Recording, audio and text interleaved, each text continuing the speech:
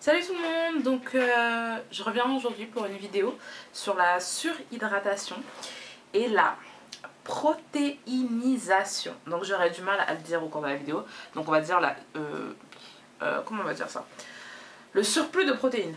Ça m'évitera le mot qui est un peu compliqué. Donc on va commencer par dire que l'hydratation c'est bon pour les cheveux, mais trop d'hydratation c'est pas bon pour les cheveux. Donc trop hydrater ses cheveux, moi j'en ai fait l'expérience. Donc c'était au début quand j'ai découvert toutes les vidéos sur l'entretien du cheveu et tout. Pour moi c'était, faut tout le temps mouiller ses cheveux, c'est super, waouh, faut mouiller ses cheveux, faut tout le temps que ses cheveux soient mouillés, qu'ils soient hydratés. Pour moi c'était la règle, c'était une loi, c'était un commandement. Et ben non, en fait non. Il faut hydrater ses cheveux, certes, mais pas trop. Parce que la surhydratation, en fait, vous verrez, ça m'est arrivé en fait de voir en fait des cheveux qui étaient totalement droits, comme ça, juste droits, peut-être plus de boucles, plus de frisottis, plus rien, ils étaient droits. Et je ne savais pas ce que c'était. Moi je pensais que c'était dû au fait que j'avais lissé mes cheveux et tout, et donc c'était peut-être des dommages dus à la chaleur. Donc bon, je me suis pas plus inquiétée, je me suis dit que ça allait partir avec le temps.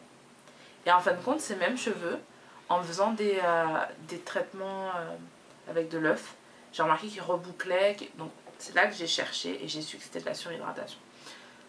Donc la surhydratation, je ne vais pas vous faire peur.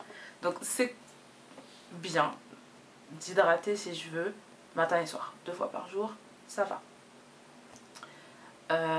Si on sait qu'on va coiffer ses cheveux, qu'on va les manipuler, on met un peu d'eau, c'est normal. Mais par exemple, comme je vous en ai parlé dans le challenge, je vais faire l'effet de serre. C'est-à-dire que je vais hydrater mes cheveux le soir et mettre un sachet en plastique ou un bonnet de douche et par-dessus mon foulard en satin. Ça, je le fais la nuit. C'est-à-dire que quand je me réveille, je dois enlever mon sachet. Et même si je sais que je vais rester à la maison, je garde mon foulard tout simplement. Mais je ne garde pas ce sachet. Parce que le sachet fait qu'on garde de l'hydratation. Mes cheveux sont hydratés, mais surhydratés. Il y aura trop d'hydratation pendant toute la journée. Et c'est pas nécessaire. Et c'est même mauvais pour les cheveux. Parce qu'autant un cheveu est fragile quand il est sec, autant il est fragile quand il est mouillé. C'est sûr qu'il est plus facile à manipuler quand il est mouillé. On va moins se le casser, mais il ne faut pas le laisser mouiller toute la journée. Il faut qu'un cheveu puisse sécher aussi. C'est normal. C'est un cycle normal, en tout cas pour nos cheveux. Donc, pour contrebalancer, moi, je préconiserais. Je me sens un peu médecin aujourd'hui. Donc, je dirais que par exemple, si vous sentez que vous hydratez vraiment beaucoup, trop souvent, réduisez, voyez sur quel truc vous abusez un peu. Par exemple, des masques profonds gardés trop longtemps, ça peut aussi causer une surhydratation. Donc je veux bien, ça peut arriver une fois, j'ai mis mon masque, il était tard, je me suis endormie, moi ça m'arrive. C'est pas la fin du monde si c'est fait une fois comme ça. Pas chaque semaine, après chaque shampoing, non. Moi personnellement je pense que c'est pas bon pour les cheveux. Après on peut contrebalancer ces effets là donc en faisant des soins protéinés, donc avec des aliments comme la banane, le coco, tout ce qui est à base de coco c'est protéiné. Et par exemple si vous n'êtes pas très masque profond etc, scellez votre hydratation avec de l'huile de coco, donc qui est riche en protéines et qui en plus pénètre le cheveu. Donc je pense que ça peut être assez intéressant pour celles qui se rendent compte que peut-être qu'elles hydratent trop. Et le test magnifique pour savoir est-ce que nos cheveux sont trop hydratés, donc c'est par exemple, je vous dis pas d'arracher vos cheveux, mais prendre un cheveu mort par exemple qui vient de tomber en train de se démêler, on voit un cheveu mort, ok, je le prends, je tire dessus. Si j'arrive à tirer vraiment longtemps dessus et il se casse pas, et que quand je lâche il reste un peu droit, c'est un cheveu qui a été trop hydraté. Si de la même façon je prends un cheveu et que je tire, j'ai même pas le temps de tirer, c'est déjà cassé, là il y a trop de protéines. Donc il faut toujours avoir un équilibre entre protéines et hydratation.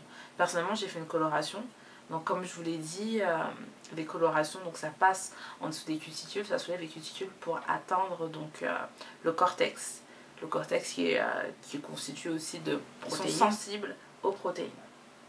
C'est-à-dire que par exemple, l'huile de coco, c'est une fois comme ça. Si j'ai pas fait mon traitement protéiné, une fois comme ça, je mettrai de l'huile de coco, mais pas tout le temps, parce que ça rend mes cheveux secs.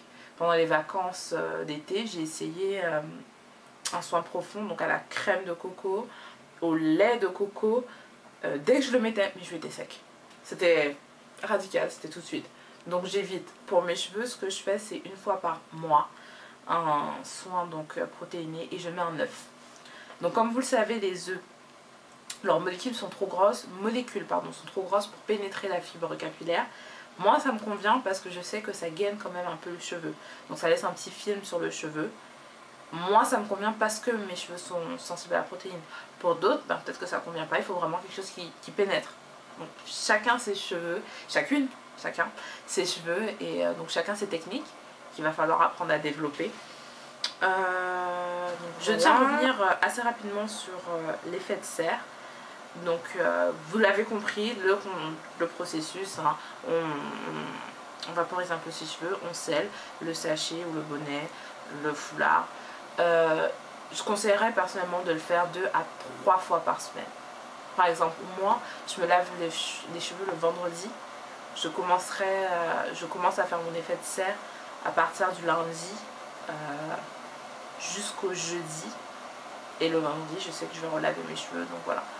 Je ne le fais pas toute la semaine. Vous me direz oui, mais c'est déjà la moitié de la semaine, c'est sûr, mais pas toute la semaine. J'ai vraiment cette expérience avec la surhydratation. Bien sûr qu'on peut régler ça, mais je me suis dit, bon, t'as un peu abîmé tes cheveux.